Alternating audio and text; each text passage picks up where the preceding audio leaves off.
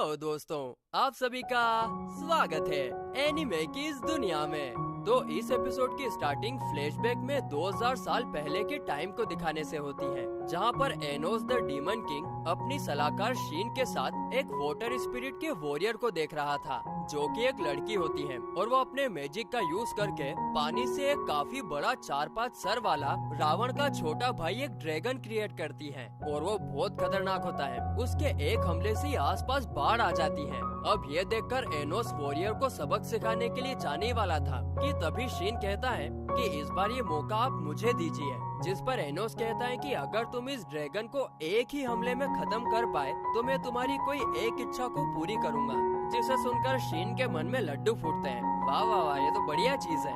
और फिर वो अपनी पूरी ताकत लगाकर एक ही हमले से पानी से बने ड्रैगन को निस्तेनाबूद कर देता है। और फिर जब एनोस उससे उसकी इच्छा के बारे में पूछता है तो वो जवाब में रिसरेक्शन कहता है, यानी कि उसे कई हजारों सालों के बाद पुनर्जन्म लेना है, जिस पर एनोस एग्री करता है। तभी वहाँ पर हीरो कानून की एंट्री होती है, जिसे देखकर एनोस कहता है, अबे यार क्या यार, ये हीरो कानून फिर एक बार वापस आ गया।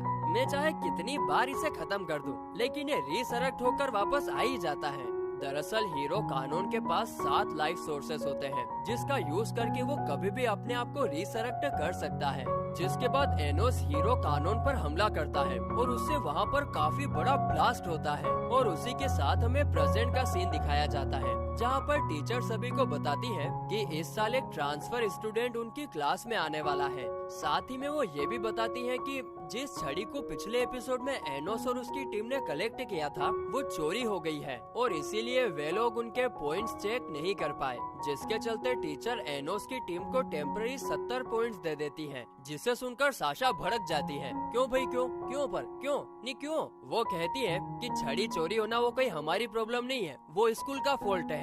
और रही बात टेम्पररी स्कोर की, तो आप हमें 100 पॉइंट्स भी तो दे सकते हैं।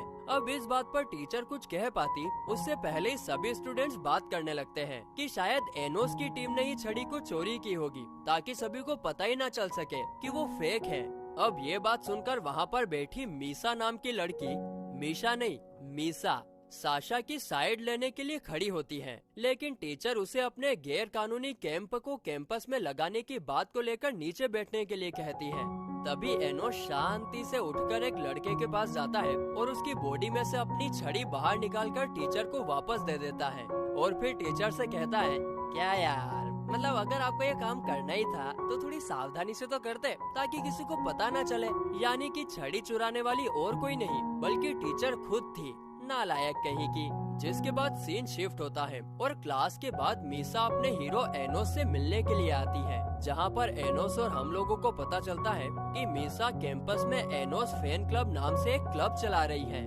वारे, अपने हीरो की तो काफी फैन फॉलोइंग है।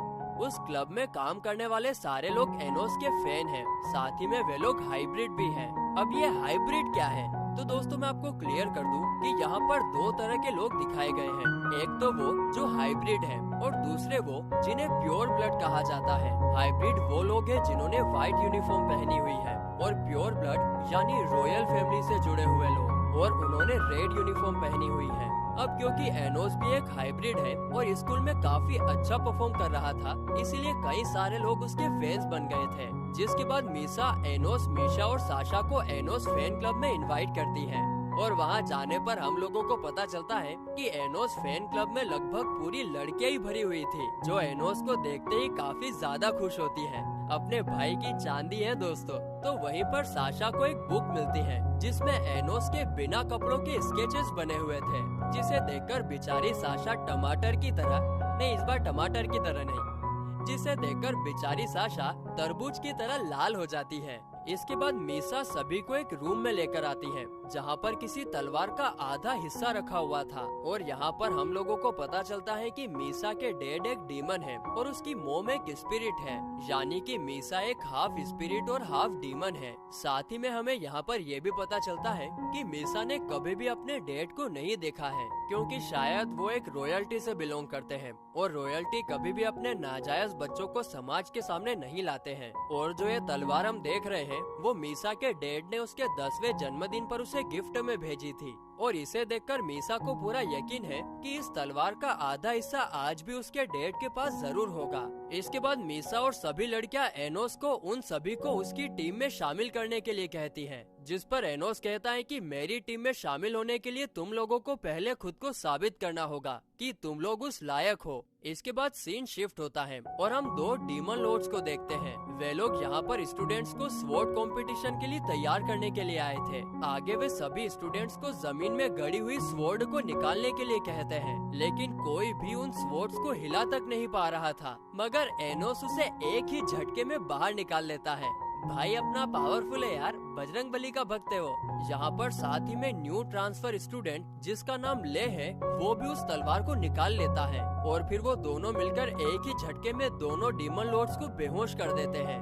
जिसके बाद क्लास में आने पर ले एनोस की टीम को ज्वाइन करने की इच्छा जाहिर करता है, जिसे सुनकर स्टूडेंट और टीचर्स हैरान रह जाते हैं, क्योंकि ले के पास काफी पावर होती है, वो खुद भी एक लीडर बन सकता है। लेकिन एनोस ले को मना कर देता है और कहता है कि पहले तुम साबित करो कि तुम मेरी टीम ज्वाइन करने के लायक हो।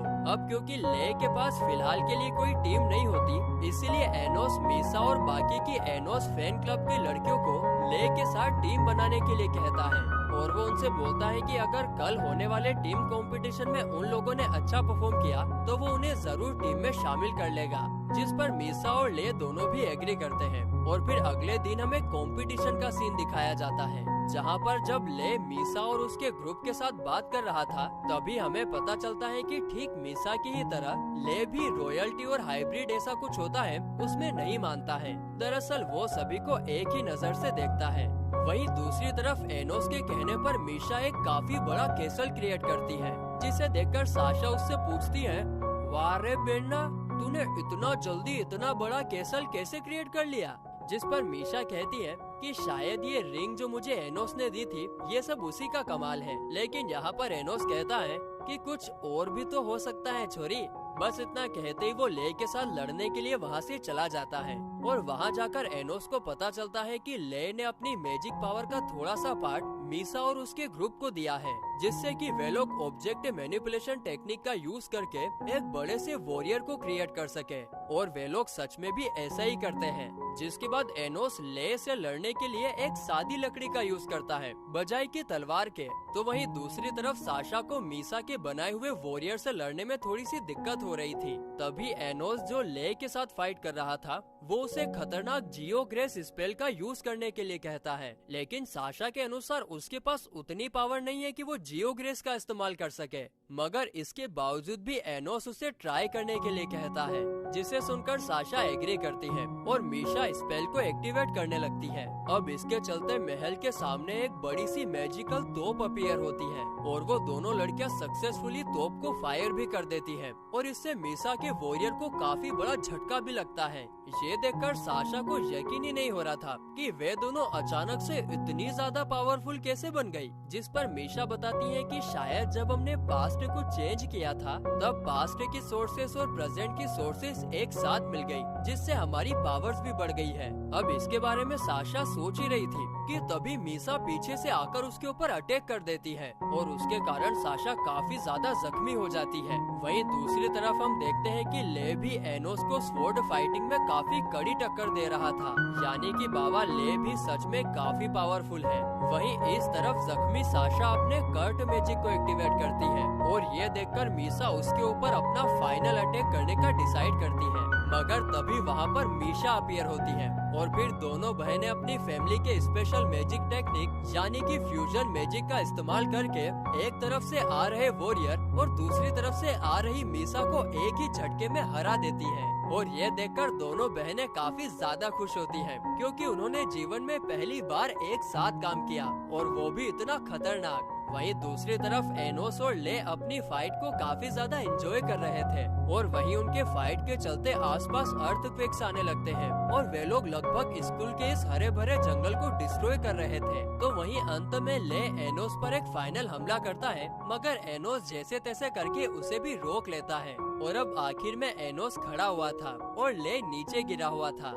यानी कि ले बाबू तो हार चुके हैं और इससे उसे लगता है कि अब वो एनोस की टीम को ज्वाइन नहीं कर पाएगा। मगर तभी अपने यारों का यार एनोस मुस्कुराते हुए उसे उठने के लिए हाथ देता है, यानी कि एनोस ने उसे अपनी टीम में शामिल कर लिया है।